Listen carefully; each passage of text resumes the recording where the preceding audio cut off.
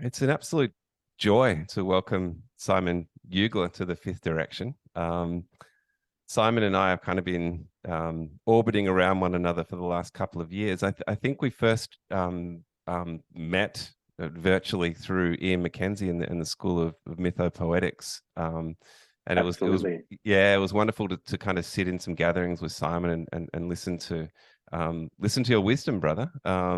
You have this amazing kind of combination of being a depth psychologist, but also working extensively with psychedelic medicines, and there's this beautiful blend there. And so maybe a wonderful place to start is maybe if you could just introduce yourself a little bit to our community and a little bit about where you've come from and what you do.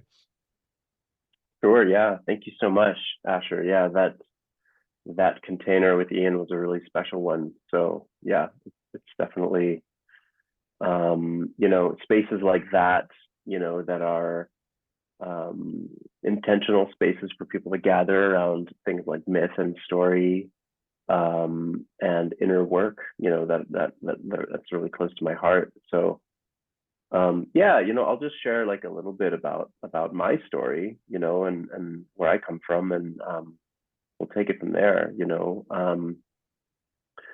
So yeah, like I'm a depth psychotherapist, so my training, is in kind of a Jungian and archetypal foundation of psychology. But before that, years before that, I had the fortune of actually visiting Australia as a young whippersnapper of 20, and went up to Arnhem Land actually and lived in an Aboriginal community with the Yolngu people. And it was the Didge that brought me down there, but I was able to actually get money from my university to go and do some anthropological research with that community up there. Yerkala was the community I was living in. And that experience kind of set my life, on a course that, has taken me all over the world, to the Middle East and East and Southern Africa and South America and back to Australia and New Zealand and, all over. So, so much of my life has really, I've been just blessed with a lot of travel and a lot of time spent with Indigenous people, Indigenous communities. And a part of that, has also been what I would call like the red road or the medicine ways, so here in North America, we have the Native American Church, which is a peyote tradition, that I've been fortunate enough to have some encounters with. It's a really powerful, beautiful tradition of prayer that a lot of Native people hold really beautifully here. And also, the Shipibo ayahuasca tradition down in the Peruvian Amazon, where I was fortunate enough to kind of attend this, where I would call like a ayahuasca boot camp, for a month and a half of being in the jungle and doing the traditional Shipibo dieta and drinking heaps of medicine, and all sorts of other things, and so it was actually through that experience, I had a lot of depth psychology lectures and things from people like Hillman and Robert Moore and all sorts of people kind of rattling around my consciousness, leading up to that experience. And through being in the jungle, doing this intensive work, still reading a lot of books while I was down there, something really clicked. And, just became very clear that, a big part of my life, it didn't feel right for me to be the guy pouring cups of ayahuasca and sort of passing them, handing them out. But, I would be more than happy to be the bridge to that person who to me should be Indigenous, but also that, the intersection of depth and Jungian psychology with these shamanic medicine traditions would be just part of my life's work. And so since then, that was back in 2015. And since then, I continued to travel and kind of had a stint of time doing, kind of initiatory travel work for young adults on gap year semester trips. And then enrolled in a school here in the States called Pacifica Graduate Institute, which is kind of a Jungian and mythopoetic graduate school, that trains people to be psychotherapists and psychologists and whatnot, which really gave me that kind of professional foundation to finally kind of get back to these earlier experiences with indigenous peoples and with, traditional plant medicine and ceremony. And it's just been good ever since, I guess. Yeah, it's amazing to listen to you because I love that kind of weaving between those two areas. I think it's beautiful, and to me, it makes perfect sense. So you were kind of interested in Hillman and Robert Moore, like a long time before you ended up at Pacifica, and a long time before you were sitting with these Indigenous people and in community, etc. So what first drew you to their work, if it was prior to all that? In high school, when I was maybe 16 or 17, I was lucky enough to take like a psychology course. And, my teacher, it was sort of a survey of the foundation of psychology. And, we kind of went through all of the different theories that were developed by people like Freud, Jung, Erikson, Adler, etc. But it was the Jungian bit of that course that really opened my mind. I remember analyzing a dream, at that age, and I still remember the dream to this day. And just, ever since then, it was just like, oh yeah, like Carl Jung is my guy, and, from the get-go. And I've always been interested in myth. I've always been interested in, the mystery and the unknown and sort of the more, let's say, shadowy parts of the human experience. And so yeah, learned about Jung in high school. And then the more that I found myself studying things like anthropology, comparative religion, I majored in anthropology and minored in religion at university. And Jung is kind of adjacent to all of those things, especially in religion. Some of those foundational scholars like Mircea Eliade, right? It's just like a hop, skip, and a jump to Joseph Campbell and then to Jung. So, and Michael Meade is local to the Northwest where I live. So, I encountered Michael Meade at a festival that happened here in the Northwest, in the Portland area called Beloved. And Michael Meade would come and sort of be this kind of resident elder, this resident storyteller. And that's how I got exposed to Michael, and, started going to a lot of his in-person events and workshops in Seattle and Portland, and just dove in, realized that Michael was actually this kind of local treasure, right, that we have here. And, and yeah, just really dove into his work, and was fortunate enough to discover the work of Martin Shaw back in grad school days, which really saved my life in the depths of grad school, just being overwhelmed with, so much material that wasn't feeding my soul. To find Martin's work at that time was really, really special. And then I've just been overjoyed, to see folks like yourself and folks like Ian McKenzie, kind of this upsurge of interest in the mythopoetic has just really warmed my heart. Yeah, it really is an upsurge. It really is a new rising, and it feels beautiful to be a part of it. But listening to your story there, brother, it just feels so destined, doesn't it? You must truly feel like you're on your soul's calling, so to speak. It just kind of feels like, from a Jungian synchronicity point of view, everything just feels like it's fallen into place. You know, it on good days, it feels that way.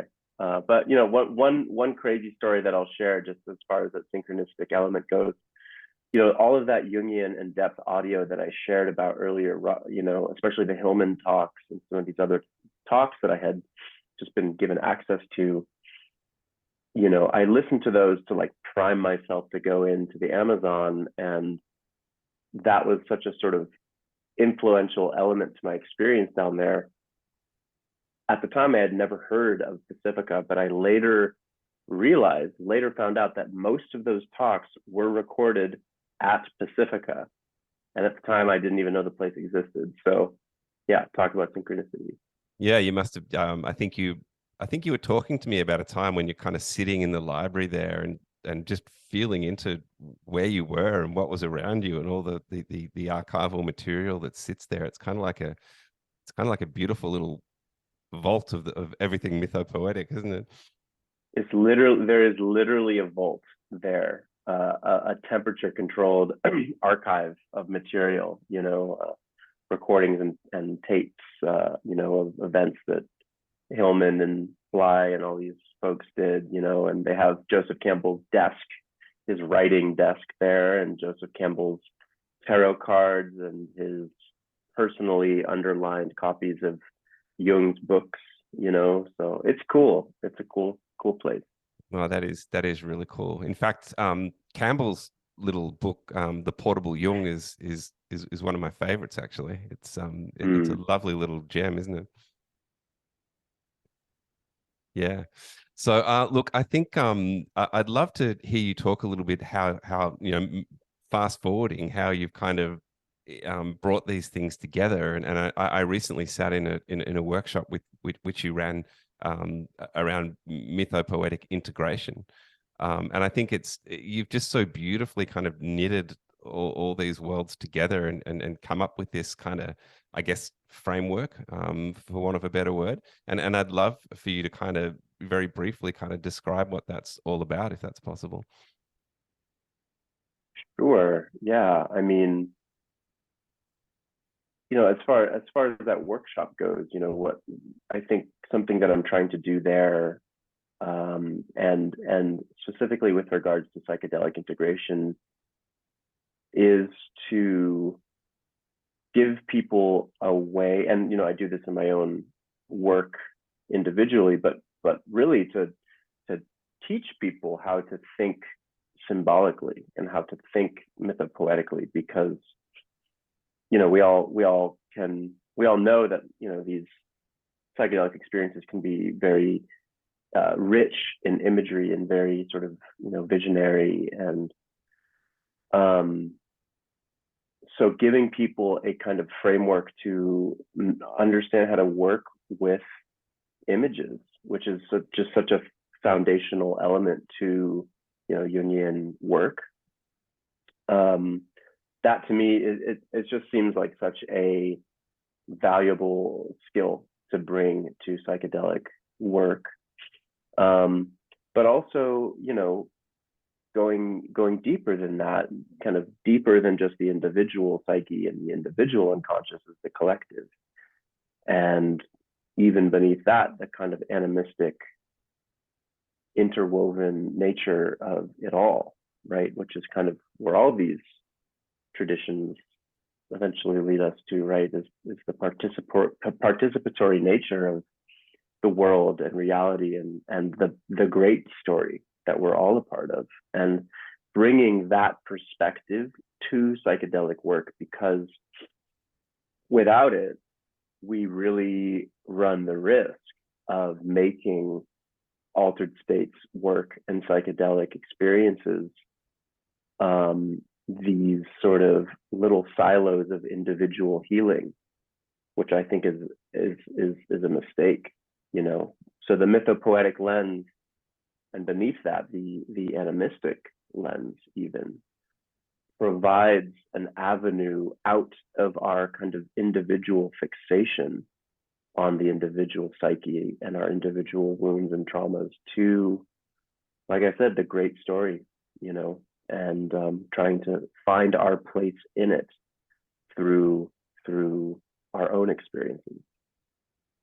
Mm.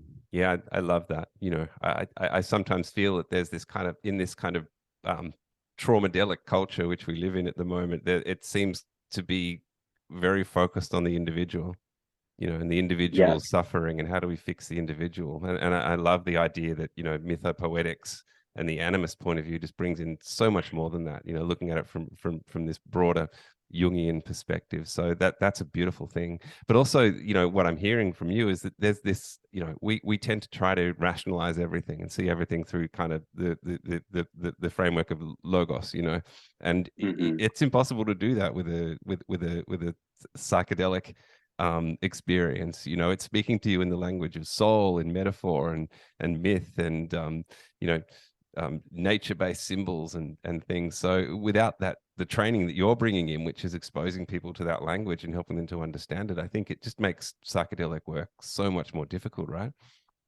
Mm-hmm. If not Mm-hmm. impossible, frankly. Right. I mean, you know, the model that is kind of being rolled out currently, both in the States and in Australia, is this sort of research-oriented model of, you know, person on the bed with the eye shades in a little cube with, you know, someone sitting there, you know, and while that's great for research because the point of that model is to reduce variables, right? Like that's where that comes from, is a sort of research orientation where you want to reduce all the variables so you can measure things, you know, scientifically. From a mythopoetic, animistic, ecological, interrelated lens, I mean, that's absurd because, like, what about the butterfly that is flying from, you know, hundreds of miles away to greet you in that moment when you need it most, you know? Mm. Mm. Yeah, it's this kind of addiction we have to this kind of reductionist model, isn't it? So we can study everything under a microscope, which doesn't lend itself too well to psychedelics and those types of medicines. It's interesting just to witness it. You're right. You know, in Australia, we've kind of reached a real um, inflection point at the moment because obviously we're moving towards, you know, legalizing um, psilocybin and MDMA and literally in the next couple of months. And so there's an awful lot happening here, and the spotlight is. And I believe we're the first country in the world to do this, you know. But you're right. When I look at the models that are going to be rolled out, that's exactly what it talks about, you know. So we take the medicine one day, and we're lying on a couch, um, um, and the next day we come back and we kind of have an integration conversation with the doctor, and for me it feels like we come back the next day and we try to make rational sense of what just happened the day before, which seems slightly counterintuitive to me. Yeah, and you know, integration is necessary and vital and beautiful, right? And we lose so much when we don't have that, you know.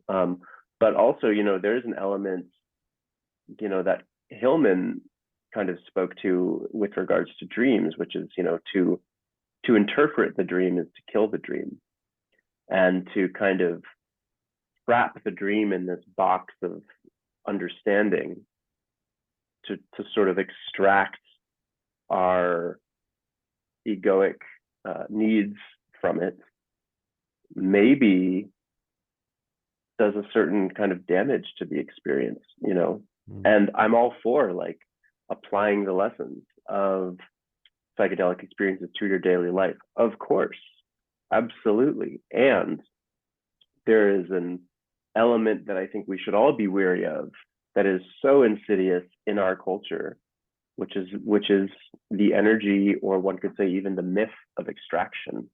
What can I get from this without giving anything back? That to me is where the slippery slope of failure begins. Yeah, it's subtle, isn't it? And I agree exactly with what you just said there, because clearly integration is vital. And I guess what we're talking here is the nuances of how that happens. And actually, quite recently, I listened to you talk about the importance of community in that process as well, which I think is what's so beautiful about, you know, what Ian's doing with the School of Mythopoetics, what we're doing with the Fifth Direction, is that really the underlying substrate beneath all of it is doing it in community, you know. Mm-hmm. And so I think with the integration part, you know, that too plays a vital role. And I'd love you to speak to that, this idea of community. Yeah, sure. I mean, I think we were kind of touching on it earlier about kind of this model that, you know, my state of Oregon and now Australia is really sort of you know, hitching their wagon to, of this kind of research-based model, which is a certain thing. You know, it's a material reductionist approach that is oriented around you and your problems. And you're going to take this little pill with this mysterious powder in it, and it's going to fix you, and you're going to, you know, heal, and then just be more productive at your tech job. The end. Mm. And I think that story is extremely problematic, you know, because I don't think, you know, this is the hot take that I'll say, which is I don't think psychedelics are for improving mental health outcomes. I don't. You know, I think that's a dangerously reductionistic approach to these medicines, and something that those of us with a kind of mythopoetic sensibility towards these things, you know, should be speaking up about. It's like, well, they're not just for reducing depression, you know, they're also living beings that grow and die, and, you know, perhaps have an agency of their own, and want things of us as well, you know. And so as far as community goes, you know, I don't know, Asher. I think this is part of the kind of frontier that we're at collectively of like, what can this look like? I would just say, you know, it has to look like something, because the sort of model that is being promoted here is not a model of community. It's a model of individual pathology. And I think we've had enough of that. You know, I think we've had enough of you know, the lone hero or the lone wolf or whatever you want to call it, right? Like, there's another way. Even you know, like thinking about Sophie Strand's work, the myco, eco, mytho intersection of these things. You know, mushrooms are mycelial beings that are by their very nature interwoven with other life forms, you know. So just in their like biological place in our ecologies, they are beings of interrelationship, you know. So you know, I don't know, I don't want to get too far out, but like perhaps the mushrooms want us to mirror some elements of that mycorrhizal, you know, intersectionality in our relationships in our community, and the dispersal of nutrients and ideas and information. And yeah, who knows?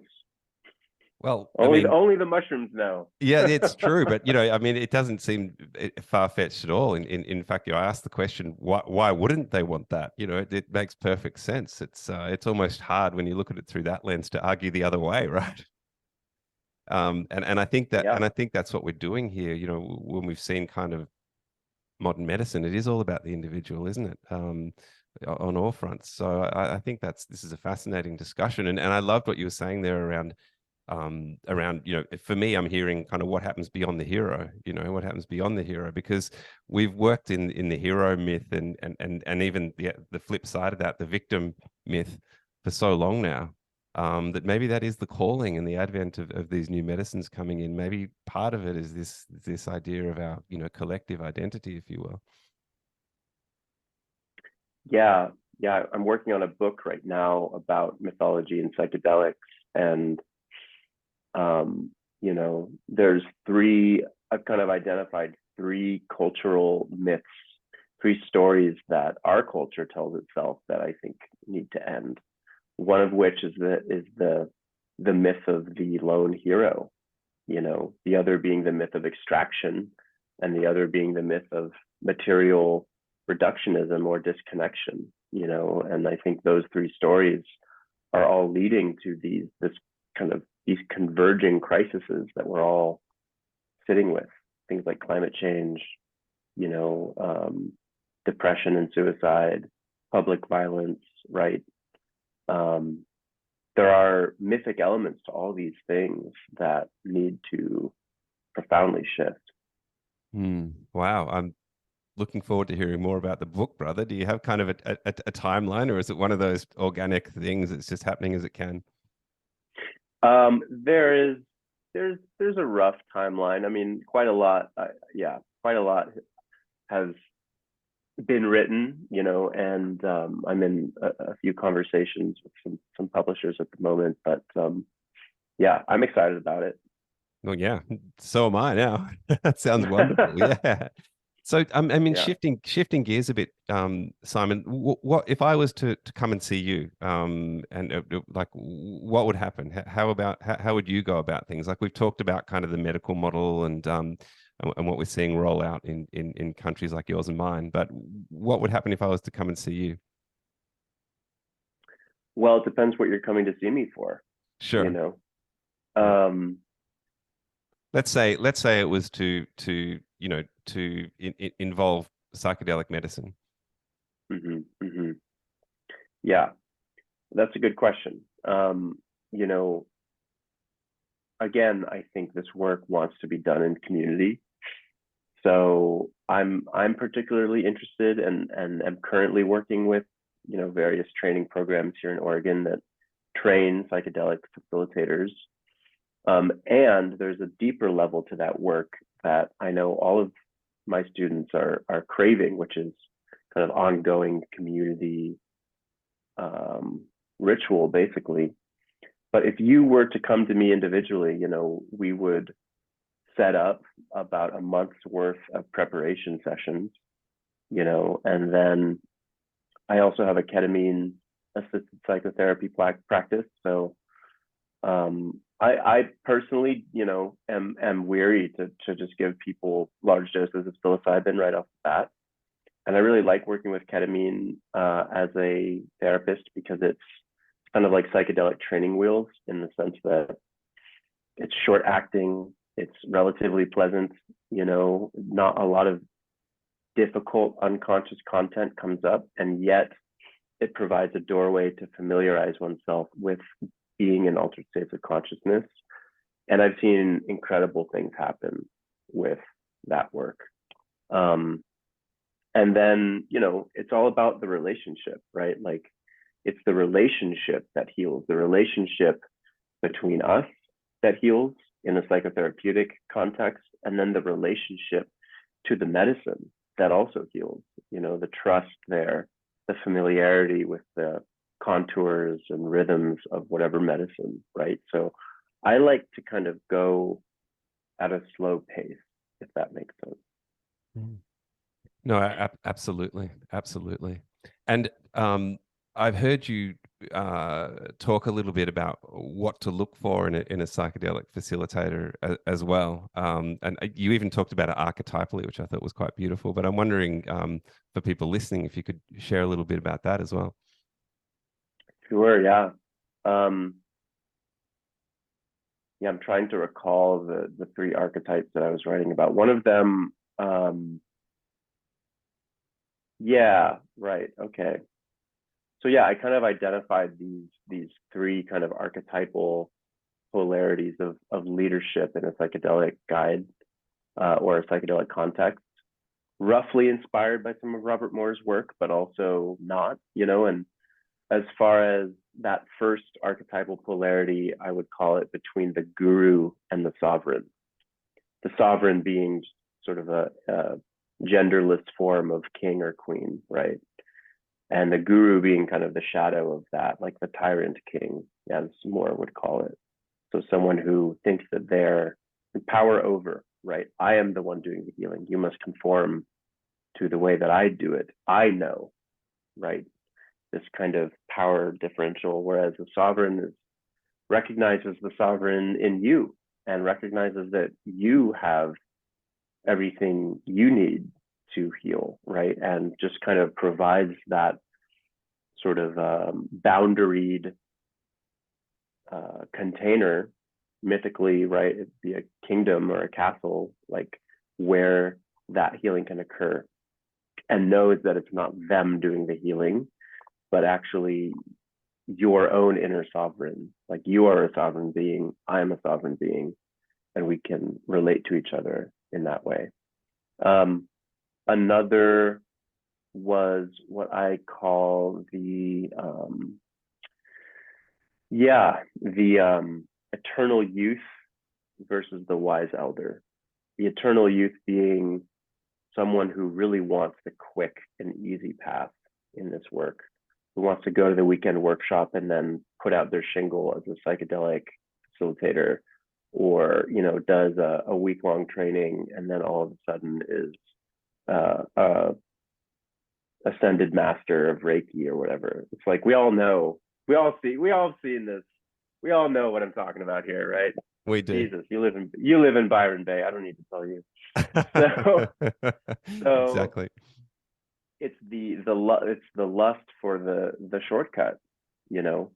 And to me, like anytime I kind of hear someone talking about psychedelics being used to optimize things or sort of like enhance their performance, it's like, ooh, to me that's a bit of a red flag, because it has some archetypal threads to that puer, that eternal youth, the puer eternus, right?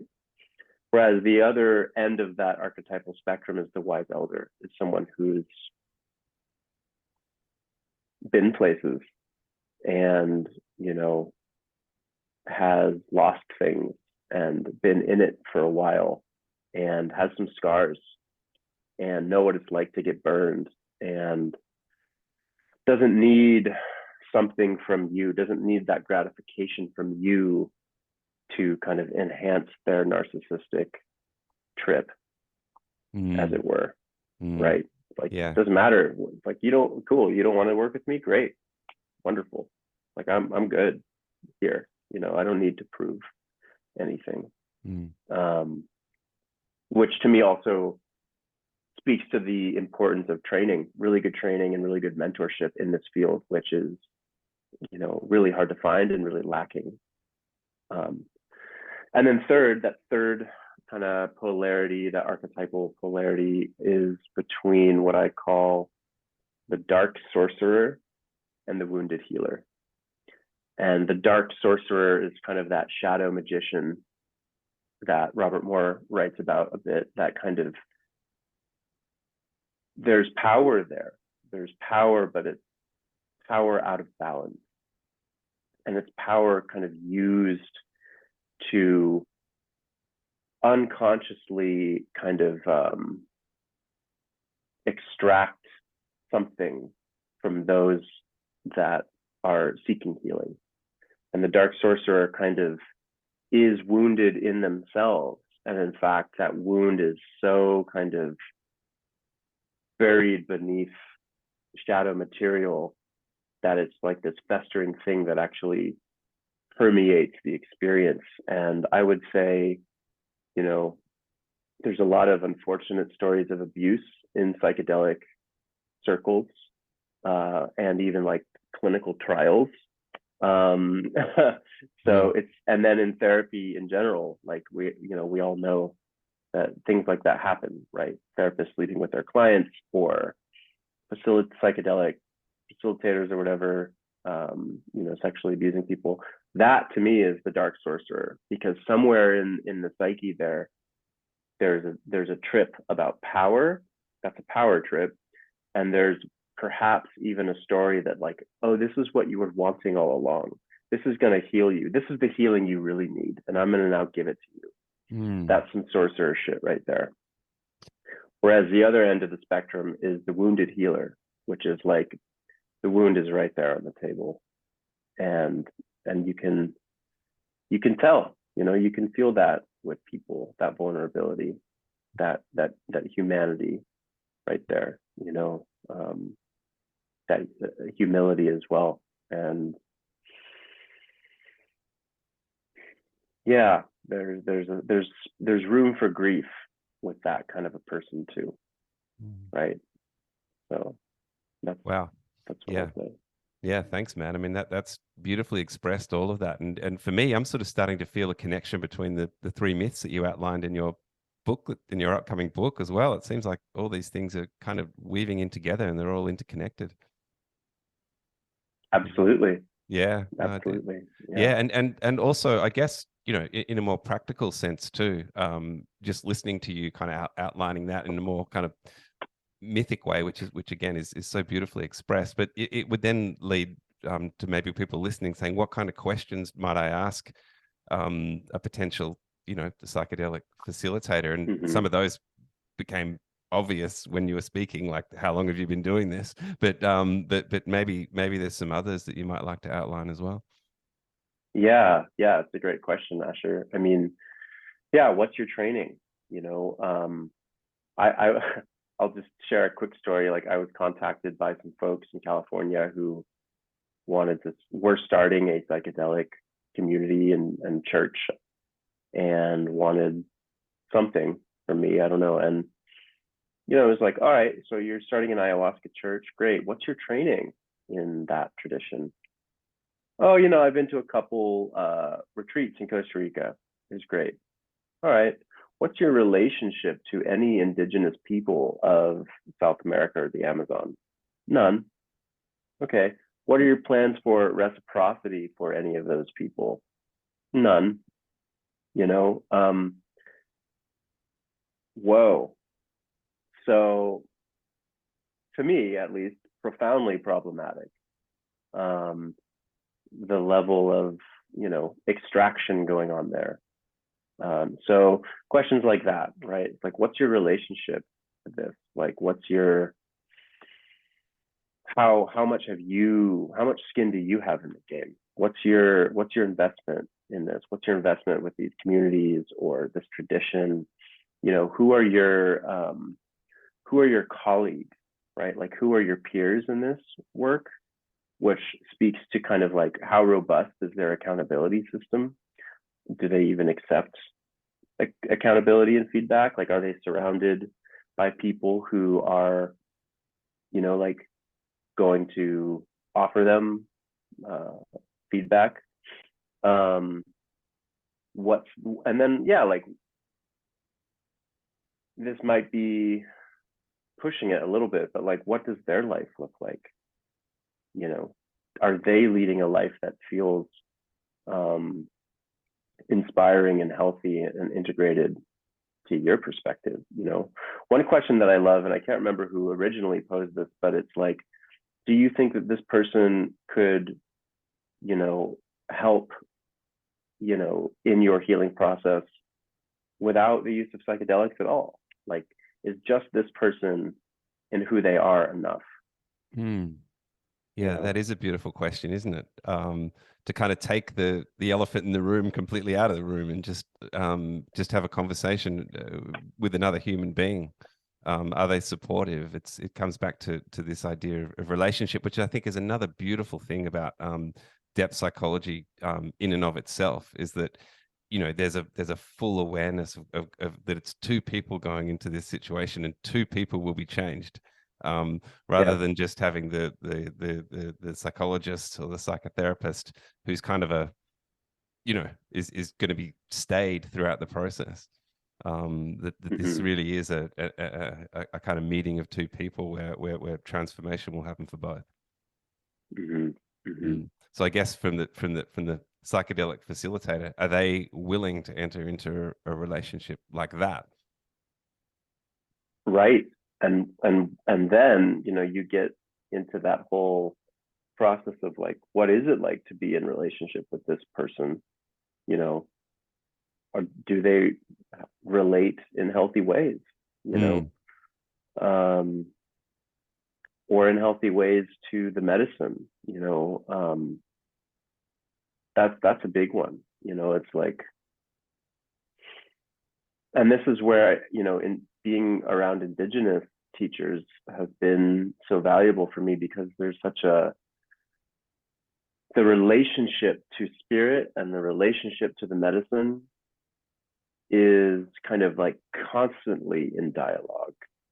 it's constantly kind of up for renegotiation. It's constantly requiring maintenance, like any legitimate relationship. And, you know, I've met shamans or curanderos, whatever, who are, you know, have like lost their medicine. And they're like, yeah, you know, I lost my medicine and I'm having to do these things to repair this. So I'm not doing a ceremony right now because, you know, I was off in some way. So I'm in this repair process, right? And like having that humility to be like, oh, I actually need to put this down for a while and do some other work.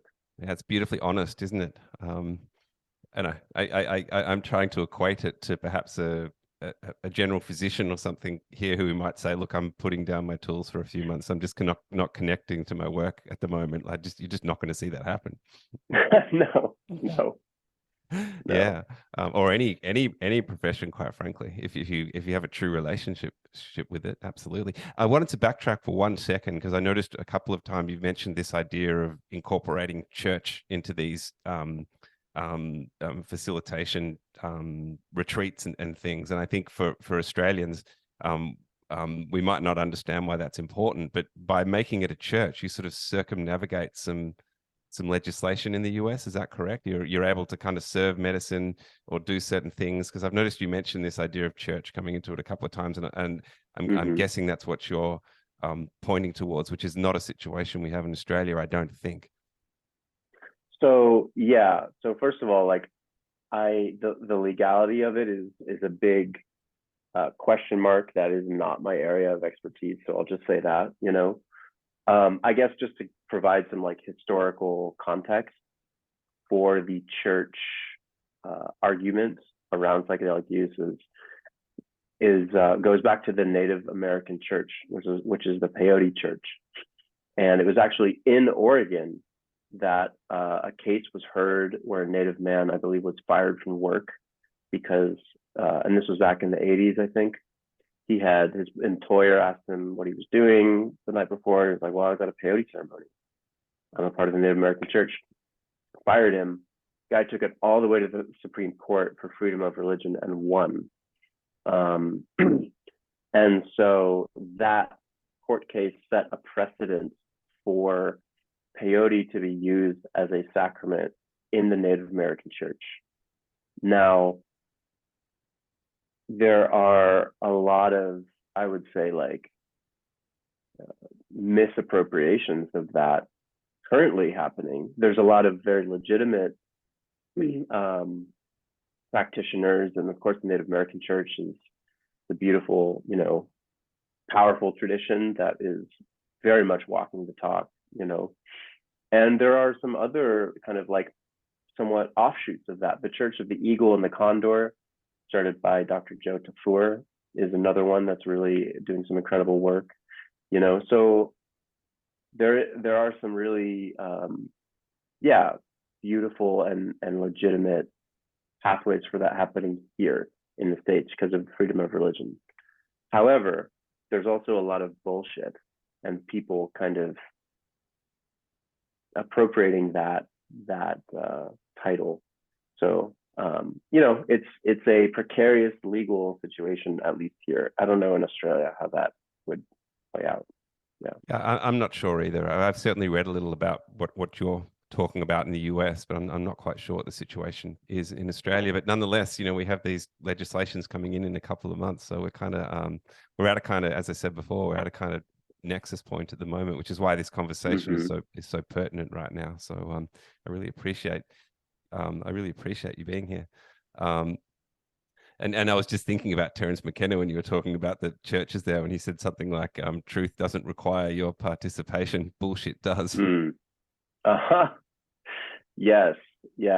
Or another Terence quote we could whip out is avoid gurus, follow plants. Yeah. Simple, right? Yes. And there's a lovely little point that he's making there that one is not the other, you know, because there is a situation where your plant can become your guru, you know, and that's something else that you talk to. It's like, when does microdosing become something else? Totally. Yeah. When does microdosing become just another pill you take that is going to fix your problems, right? Mm, mm, Along with your morning regiment of whatever. mm. Not to mention, that's no longer a microdose, my friend.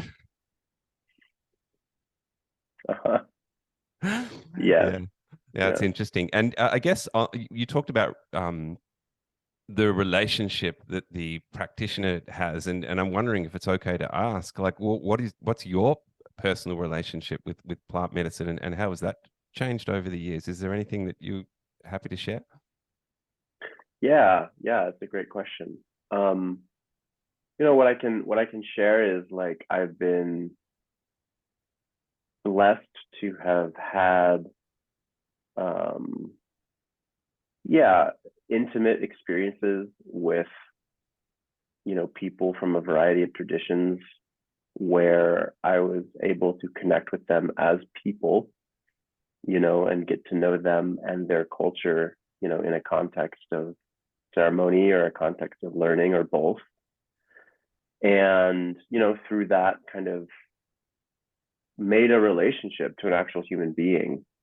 Some of those folks I haven't seen in years, especially folks down in the Amazon.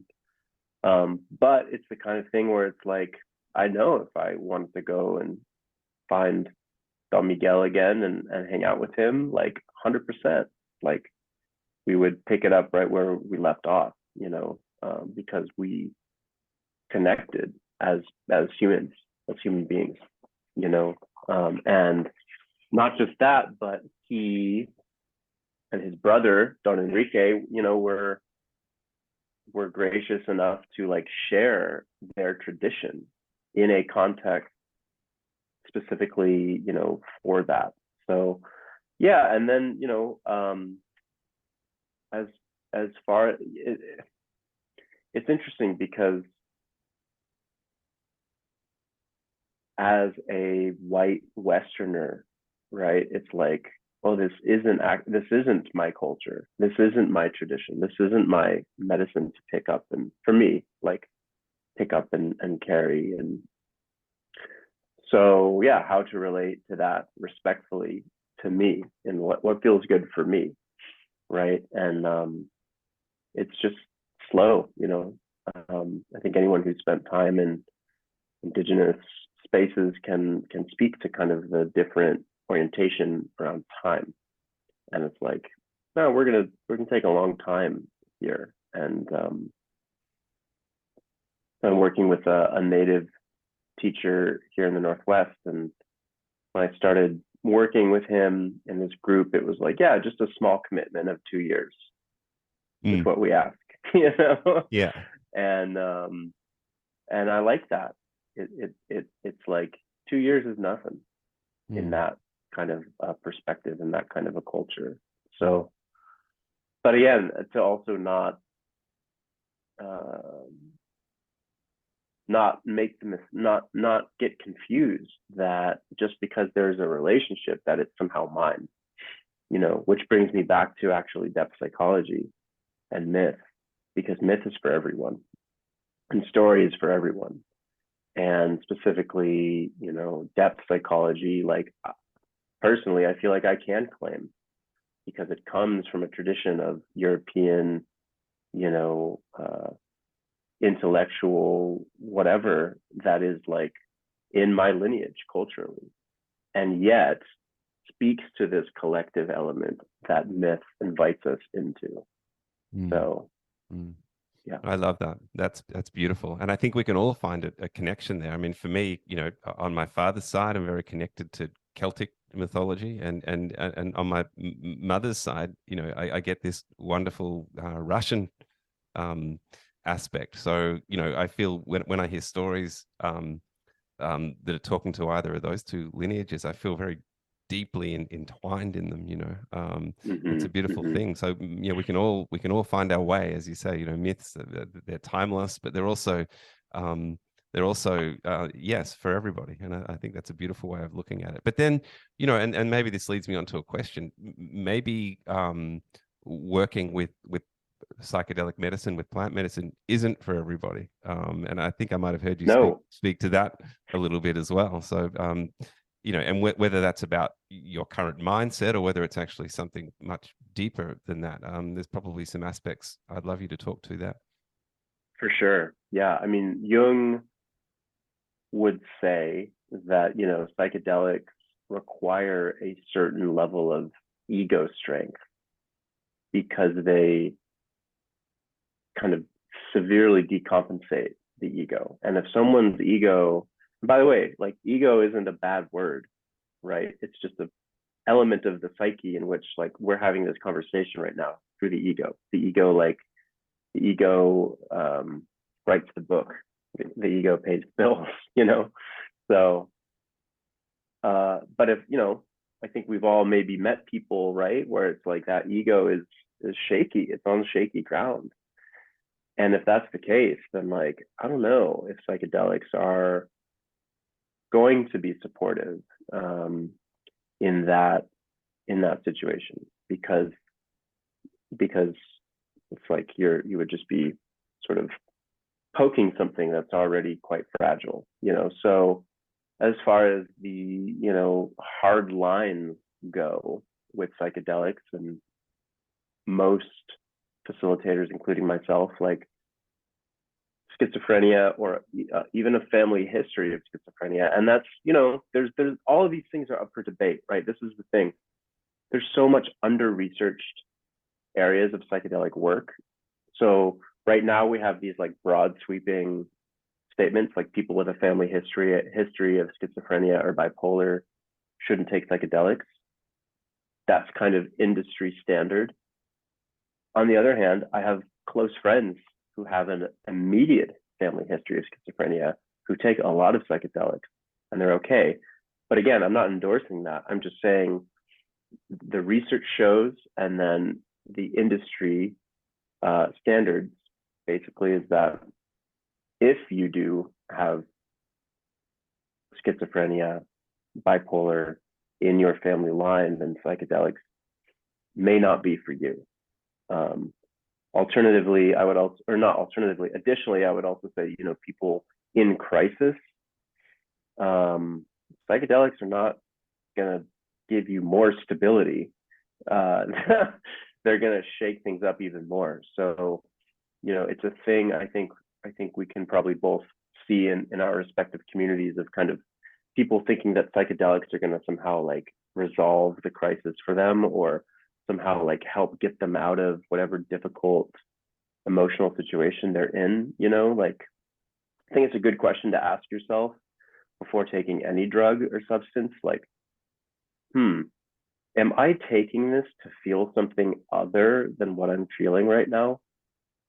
Like, am I taking this because I don't want to be sad? Because if that's the case, then like you might want to pause and reconsider.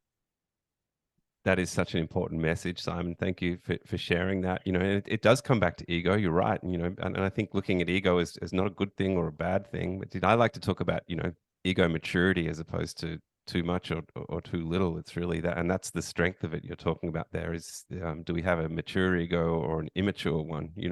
Like I love the metaphor of the balloon. There's this idea that, if the ego is a metaphorical balloon, you can have too much air in it or too little, and you can see the consequences of either, which is interesting. But yeah, and I think I'm thinking about my role too in terms of meditation and other modalities as well. I mean, you could apply the same principles. It's like if you're coming into meditation because you want to achieve a certain outcome, like be happier or have less depression, or it's probably not going to do that for you.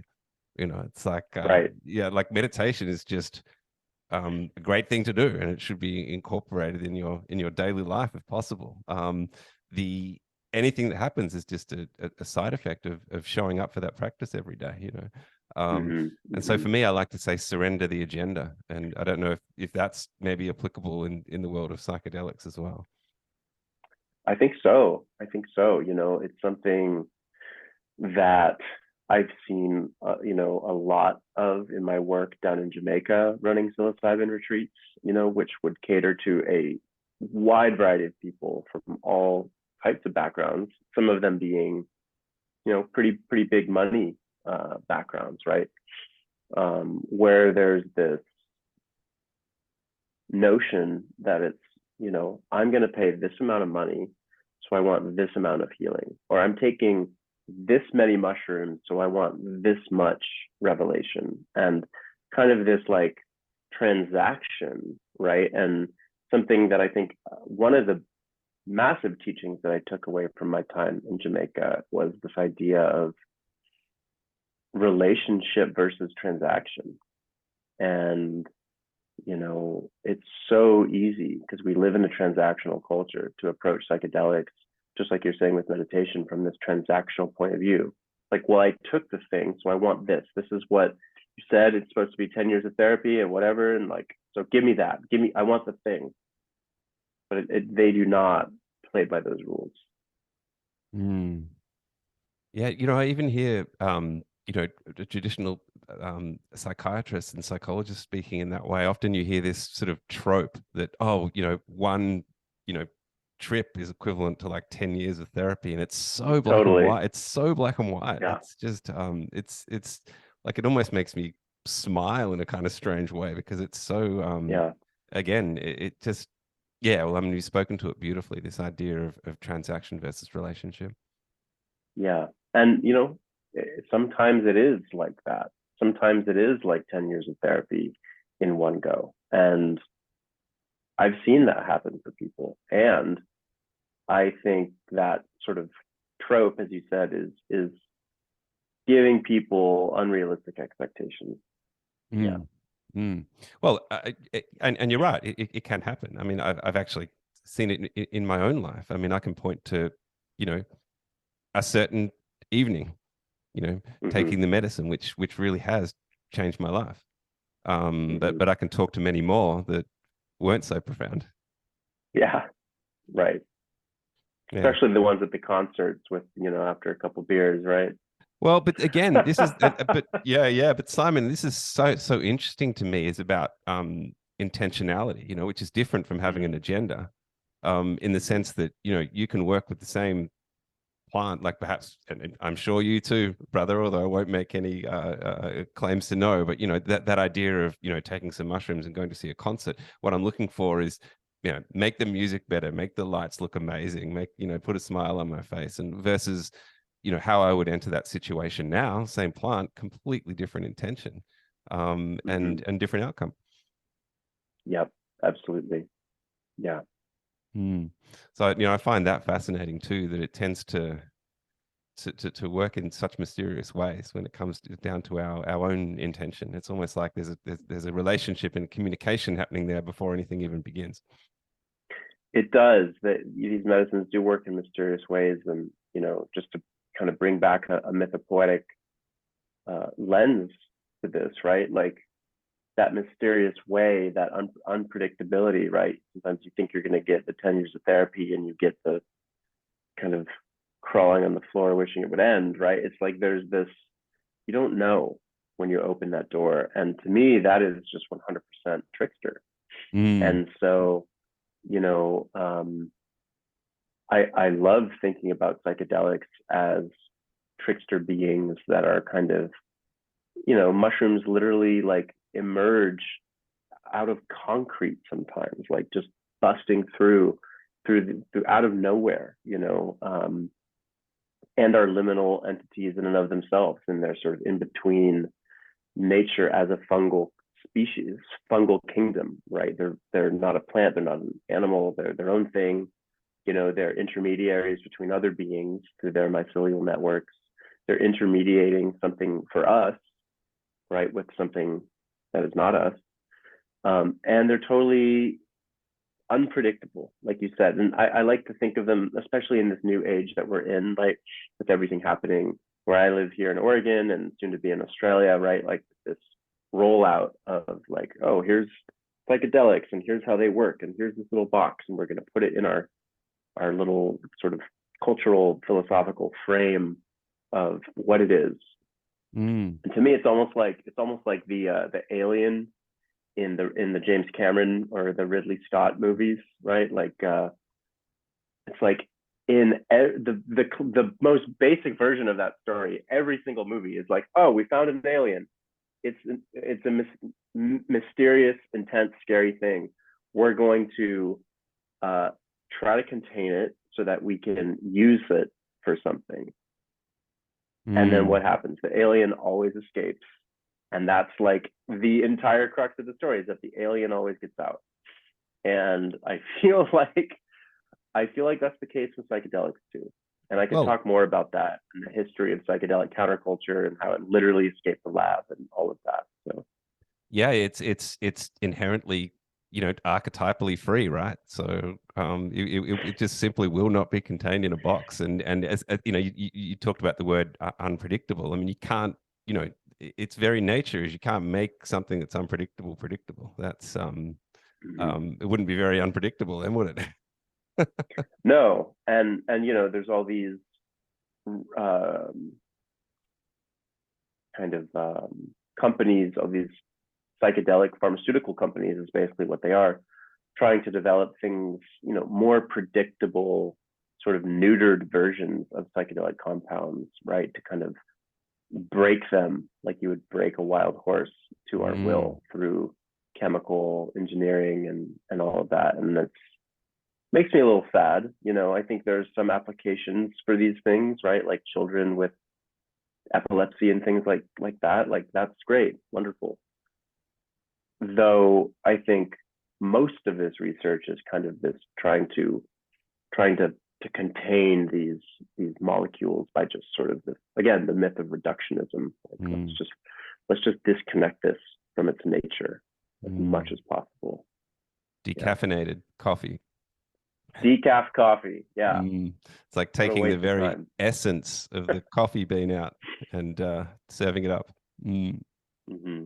Oh, that's interesting, man. I've so enjoyed this conversation, and you know, I think you know, I'd love to just let people in our community know that, Simon, you know, you're joining us next month to bring that mythopoetic integration workshop to our community, and I just want to say I'm really humbled, really grateful, and just so thankful that you've you know, put your hand up to do that. It's just a beautiful thing. So thank you, brother. Well, thank you for inviting me, Asher. Yeah, it means a lot, and I'm excited and looking forward to connecting with everyone. And yeah, it'll be great. Well, I'm hoping for those listening, this has been a nice little kind of entree, if you will, to the workshop, which I know is going to be amazing. And Simon, you know, I'd love it if you could join us in other ways in our community, because I think your wisdom is so profound. You know, there's so much that you can offer us. It's just, you know, it feels like you're one of us, brother. You know, it's like I think you would thrive in our community, and like I said, you have so much to give. But I also know you're a very, very busy man. Like this type of work is in demand, and particularly your voice, having so much experience in this world. So I know you've got a lot on your plate. So anything that you can give us is beautifully received at this end. Thanks, man. Yeah. Well, you know, it's like I said, it's like work like you're doing and communities like Fifth Direction and the devotion and the celebration of kind of the mythopoetic tradition, right? And the depth tradition and the celebration and value of story and myth that is so near and dear to my heart. You know, it's like the mythopoetic tradition feels like home to me. So, you know, and that home can be doesn't matter if it's in Australia or Oregon or whatever. So. Oh, I think that's a beautiful place to end it. It's feeling like home. So thanks for joining us, man, and we look forward to seeing you in the workshop. Absolutely. Yeah. Thanks so much, Asher.